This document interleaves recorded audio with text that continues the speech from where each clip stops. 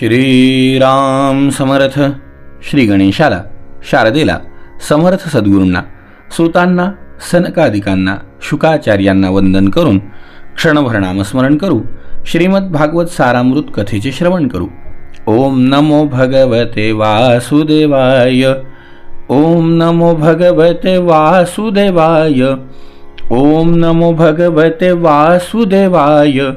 ओम नमो भगवते वासुदेवाय. ओम नमो भगवते वासुदेवाय. गोपाल कृष्ण भगवान की जय. सच्चिदानंद रूपाय विश्वोत्पत्त्यादि हेतवे तापत्रय विनाशाय श्रीकृष्णाय वयं नमः. श्रोते हो, नमस्कार. सर्वप्रथम सगळ्यांना मनापासून क्षमा मागतो. गेल्या 4-5 दिवसामध्ये आपल्या दैनंदिन कथाश्रवणामध्ये खंड पडला, पण आजपासून आपल्याला हा कथाभाग रोज सकाळी 6 वाजता प्राप्त होईल. श्रोते हो, शुकाचार्य राजा परीक्षितीला म्हणतायत, राजा, एकदा श्रेष्ठ भगवत भक्त देवर्षी नारद अद्भुत कर्मे करणाऱ्या भगवान गोपाल कृष्णांकडे आले आणि एकांतात नेऊन ते भगवंताला म्हणाले, कृष्ण कृष्णा प्रमेयात्मन योगेश जगदीश्वर वासुदेवाखिलावास सात्वतां प्रवर प्रभो. भगवान गोपाल कृष्णा, आपले स्वरूप हे मन आणि वाणी यांचा विषय होऊ शकत नाही. आपण योगेश्वर आहात, साऱ्या जगताचे स्वामी आहात, ईश्वर आहात. आपण सर्वांच्या हृदयामध्ये निवास करता आणि सगळे आपल्या ठिकाणी निवास करता. हे प्रभो, आपण यदुवंश शिरोमणी आहात.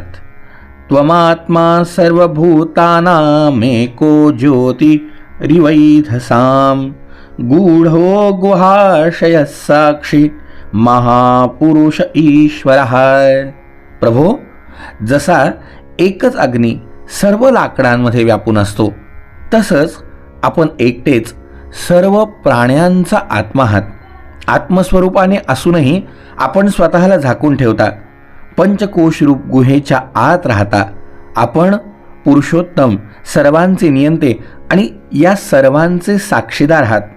प्रभो, आपण सर्वांचे अधिष्ठान आणि स्वतः मात्र स्वतःचेच अधिष्ठान आहात. सृष्टीच्या प्रारंभी सत्यसंकल्प अशा आपण आपल्या मायेनेच गुणांची निर्मिती करत आणि गुणांचा स्वीकार करून जगाची उत्पत्ती, स्थिती आणि प्रलय हे करत आले आहात. तेच आपण राजांच्या रूपात असणाऱ्या दैत्य, प्रमथ आणि राक्षसांचा विनाश करण्यासाठी, तसंच धर्ममर्यादांचे रक्षण करण्यासाठी अवतीर्ण झालाय. प्रभो, सत्वं भूधर भूतानां दैत्य प्रमथ रक्षसाम अवतीर्णो विनाशाय सेतूनां रक्षणाय च. किती वर्णन करावं प्रभो. आतापर्यंत झालेल्या लीला तर मी पाहिल्याच आहेत, पण यानंतर होणाऱ्या सुद्धा लीला मला पाहायला मिळणारे माझं महत् भाग्य आहे. अहो, कालयवन काय, शंखासूर काय, नरकासूर काय यांचा वध आपण कराल. या आपल्या सगळ्या लीला पाहण्यासाठी मी उत्सुक आहे. प्रभू, त्वामीश्वरं स्वाश्रयमात्ममायया विनिर्मिता शेष विशेष कल्पनं क्रीडार्थमद्यात्मनुष्य विग्रहं नतोस्मि धूर्यं यद्वृष्णि सात्वतां. प्रभो, आपण सर्वांचे नियंते आहात. आपण स्वतःमध्येच राहून आपल्या मायेने विश्वातील सर्व गोष्टी उत्पन्न केल्या आहेत. यावेळी आपली लीला प्रगट करण्यासाठी आपण मनुष्याच्या रूपाने यदू, वृष्णी आणि सात्वतय वंशीयांचे अग्रणी झाला आहात. प्रभो, माझा आपल्याला साष्टांग दंडवत आहे. शुकाचार्य म्हणतात, राजा, एवं यदुपतिं कृष्णं भागवत प्रवरो मुनिः. भगवत दर्शनाने आनंदित झालेल्या भगवत भक्त देवर्षी नारदांनी अशा प्रकारे भगवंताची स्तुती करून त्यांना प्रणाम केला. त्यानंतर त्यांची आज्ञा घेऊन ते तिथून निघून गेले. इकडे भगवान गोपाल कृष्णांची स्वारी केशीला युद्धात मारल्यामुळे आनंदित झालेल्या बालगोपालांसह पूर्वीप्रमाणे गायी चारू लागले. तो एकदा ते पशून पालांश्चारयंतो द्रिसानुषु. एकदा ते सर्व गोपाळ पर्वतमाथ्यावर गुरांना चारीत होते. त्यावेळेला ते चोर शिपाई असा लपंडावाचा खेळ खेळत होते. राजन, त्यांच्यापैकी काही जण चोर, काही जण शिपाई, काही जण बोकड बनले. अशा प्रकारे निर्भय होऊन ते खेळात रममान झाले. त्यावेळेला मयपुत्रो महामायो व्योमो गोपाल वेशधुक. त्यावेळेला गवळ्याच्या विषात महामायावी मयासुराचा मुलगा व्योमासूर तिथे आला. खेळामध्ये तो बऱ्याच वेळ चोर होतला आणि बोकड झाल्याने पुष्कळ मुलांना चोरून नेऊन लपवून ठेवू लागला.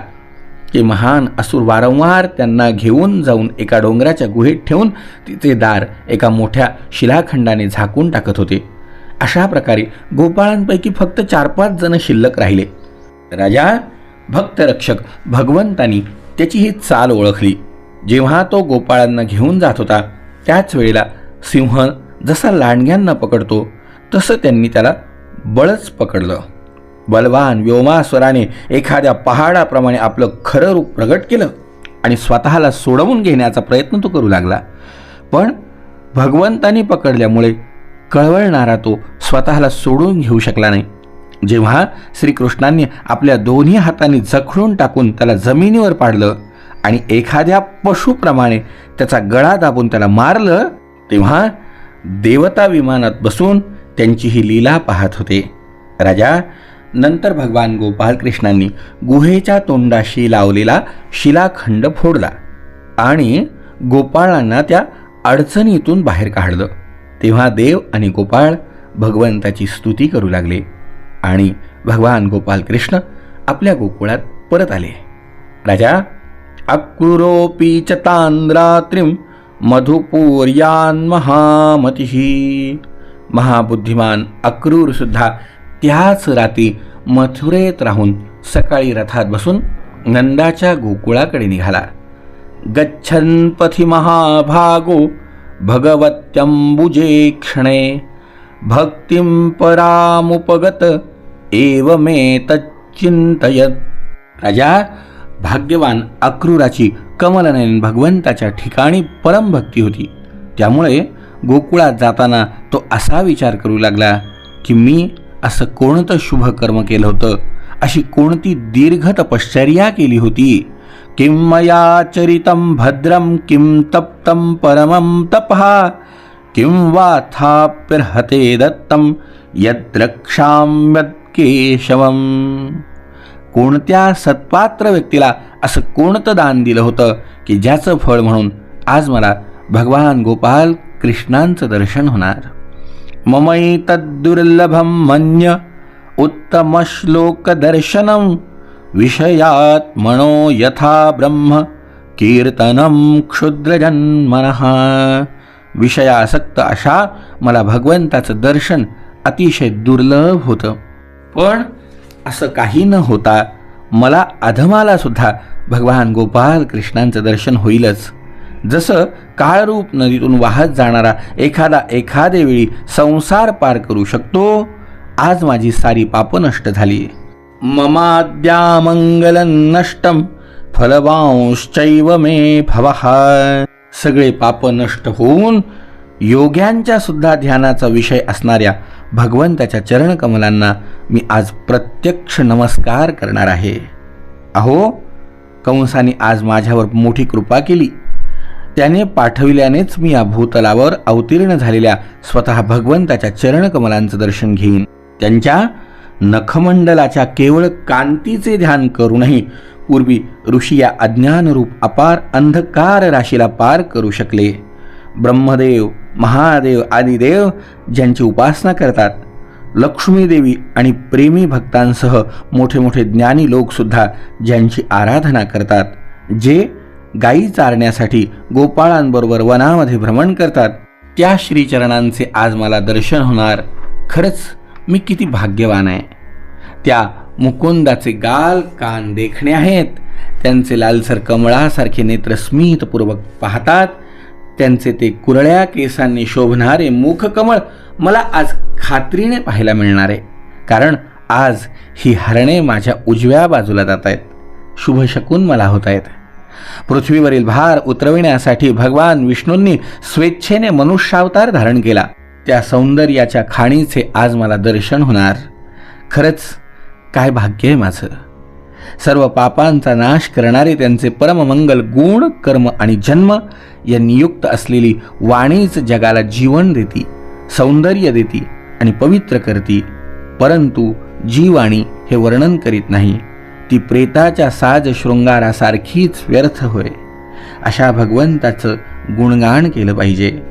ते महापुरुषांचे आश्रय आणि गुरु आहेत. त्यांचे सौंदर्य तिन्ही लोकांना मोहित करणारे आहेत. दृष्टी असणाऱ्यांचा ते परम आनंद आहेत. लक्ष्मीला सुद्धा हवे हवेसे वाटणारे रूप त्यांनी धारण केले. त्यांचे मला आज खात्रीने दर्शन होणार, कारण आज सकाळपासूनच मला सगळे शुभशकून होत आहेत.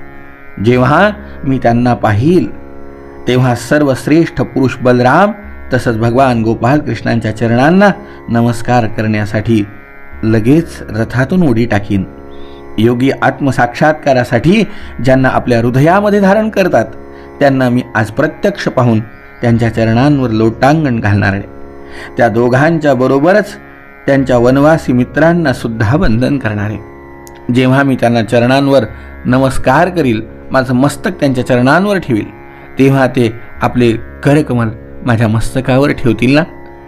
जे कालरूपी सापाच्या आवेशाने घाबरून जाऊन त्यांना शरण जातात त्या लोकांना या करकमलांनीच तर ते अभयदान देतात. ते अभयदानाचे हस्त माझ्या शिरावरती आज फिरतील. किती बरं भाग्याचा योग आहे. इंद्राणी आणि दैत्यराज बलीने भगवंताच्या याच करकमलांमध्ये भेट वस्तू समर्पित करून तिन्ही लोकांचे प्रभुत्व प्राप्त केलं होतं. ज्या करकमलांमधनं कमलपुष्पासारखा सुगंध येतो त्याच त्या करकमलांनी स्वतःच्या स्पर्शाने रासलीलेच्या वेळी व्रजयुवतींचा थकवा घालवला होता. त्या करकमलांचा माझ्या शिरावरती हात फिरेल. किती बरं आनंद आहे, किती बरं आनंद आहे. खरंच किती भाग्यवान आहे मी. कंसाने मला दूत म्हणून पाठवलं असलं तरी अच्युत मला शत्रू समजणार नाहीत, कारण ते सगळ्या विश्वाचे साक्षीदार आहेत.